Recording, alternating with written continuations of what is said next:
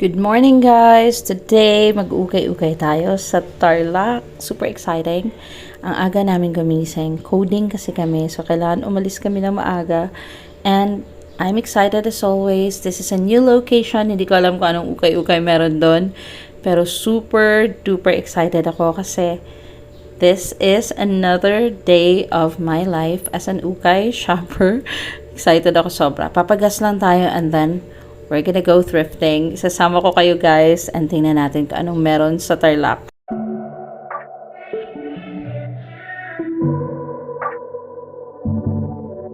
Everything about it started out just like a storybook. I know that sounds cliche, so can you blame me being skeptical? Cause every other time my heart was on the line, I end up disappointed and I'm pushed to the side.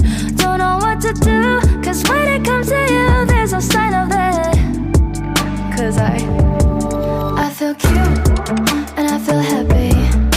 There must be something wrong, cause it's been way too long since I feel cute and I feel happy. I don't know what to think, cause you were making me feel cute.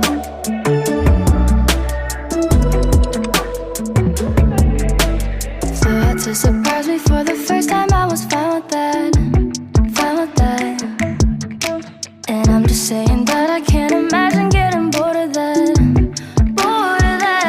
Cause every other time my heart was on the line, I end up disappointed and I push it to the side.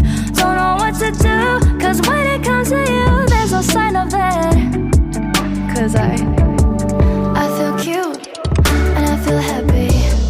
There must be something wrong, cause it's been way too long since I feel cute and I feel happy. Dumaan pala kami dito sa Rusi guys. One of my best friend works here sa Tarlac. Kaya this is the perfect time to visit. Meron daw mga ukay-ukay sa loob ng mall. Thanks God. Dahil sobrang init ngayon. So here we are. Nasa loob na kami ng mall. At na-miss ko kumain ng fried noodles. Kaso hindi siya kasing sarap ng Hong Kong fried noodles. Na sobrang na-miss ko na talaga. Anyway, may nakasabay kami sa CR na natanong namin kung saan yung ukay. Sabi niya, nasa baba lang daw yung mga ukay-ukay. Kaya here we are. Papunta na kami sa store and excited as always. Kinikilig ako lagi guys pag pupunta sa mga ukay-ukay. Kaya ngayon, isasama ko kayo. Disclaimer lang sa first ukay na pinuntahan namin. Wala akong masyadong nabili. Hindi ko masyadong bet. Pero kasi dalawa yung ukay dito na halos magkalapit lang. So excited ako ipakita sa inyo yung mga nabili ko. Here's the first ukay. Ito yung ukay na to. Merong mga nakahanger sa labas ng mga pantulog. And then sa loob, mga nakahanger din. Actually, masaya mag-ukay-ukay sana pag ganito. But in this ukay, wala akong masyadong nabili. Ito yung name ng ukay. And then, nag-check ako dito ng mga pants. Wala akong nagustuhan. Kasi naka 50 pesos sale na sila. So, alam ko na yun na basically kapag ano na yung price, sobrang napilian na yung store. Yan yung masaya mag-ukay kasi ang sarap mag-treasure hunting guys. Wala rin pala akong nagustuhan dito sa mga shorts. Hindi ko masyadong mga bet. Nag-check din ako ng mga jackets dito. Medyo hindi na talaga rin maganda. In fairness, ang sarap mag-ukay-ukay sana pag ganito malamig. Tapos walang alikabok. Tapos yung mga ukay, nakaayos yung hanger na pwede mo i-move talaga. Nakakatuwang mag-ukay-ukay pag ganito. Makaka-relate sa akin yung mga mahilig mag-ukay. Na sobrang struggle kapag nasa ukay-ukay ka na mainit. This time, ang saya. Malamig dito guys, kaya lang wala akong masyadong nagustuhan dito sa ukay na to. But excited ako, ipapakita ko sa inyo yung mga nabili ko. Meron din ako mga nabili dito na ilang pieces lang. It's been way too long since I feel cute and I feel happy. I don't know what to think, cause you were making me feel cute.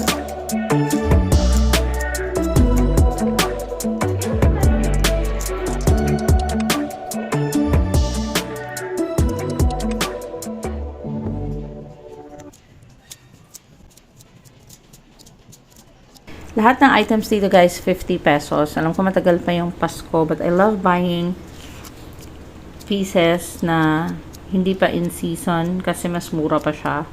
So right now, nagko-collect na ako ng pang Christmas. And ito yung isa sa kanila. Look at this one. It's excellent condition yan guys. Marami dito mga shirts. Ito naman sheer siya. Yung color niya burgundy, hindi siya ganun kaganda, nga lang yung quality, kaya binalik ko siya. Then we have this is velvet. I also like buying stuff na weird at pang matanda. Kasi marami akong customers na mahilig sa ganun. Now, let's go to the next ukay. Ito naman yung next ukay na pinuntahan namin. Dito kami medyo madami na bili. This is a very huge ukay-ukay, guys. At naka-sale sila. 45 pesos each, most items. Merong tag 99 pesos na kids na mga clothes. But they have bags here. Merong mga shoes. Ang lamig ng aircon nila dito sa ukay na to. Kaya masaya. Ang lawak ng ukay na to. Malaki talaga siya. Sobrang daming options. Meron dito mga tops. Konti lang yung skirts. Kaya konti lang nabili ko dito na skirts. Pero meron dito mga pants. Meron dito mga jackets, sweater, dresses. May mga gowns pa nga. Tsaka mura lang yung mga gowns nila. Parang less than 500 pesos. Tas excellent condition. Ito sobrang lapit lang nito sa unang ukay na pinuntahan namin. Everything about it started out just like a storybook. Storybook. I know that sounds cliche, so can you blame me being skeptical? Skeptical. Cause every other time my heart was online. I scored this excellent condition na Hollister na shorts, perfect for summer, and it's only 45 pesos. I also bought this one. This is excellent condition, guys. High rise. Ang ganda ng quality, then it's pink. Ganyan yung brand niya. This is excellent condition na pants. I'm excited to get this posted sa shop ko. Ang saya dito sa Tarlac kasi ang laki ng mga ukay-ukay shops nila sa loob ng mall. At yung prices nila, less than 100 pesos, guys. Ito yung mga price dito, 45 pesos each. At naka-sale siya. Sobrang lawak ng ukay na to, in fairness. Hindi mo to matatapos ng isang araw lang sa dami ng damit dito. Malaki siya, sobra talaga. Disappointed and I'm pushed to the side. Don't know what to do, cause when it comes to you, there's no sign of it. Cause I feel cute. Ang cute din ng top na to.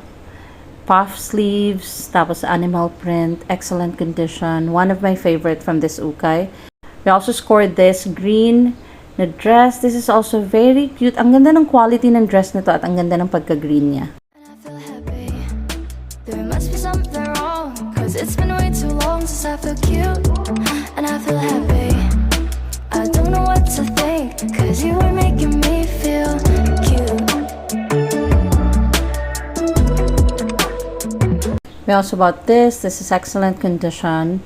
Then this one, eto ang ganda ng quality nito. So had to surprise me for the first time I was fine with that. Fine with that. And I'm just saying that I can't imagine. Another favorite is this velvet na cute na top. Excellent condition din yan. And then I bought this. Ito ruffled na black na top. All long sleeves. Super ganda ng quality nila.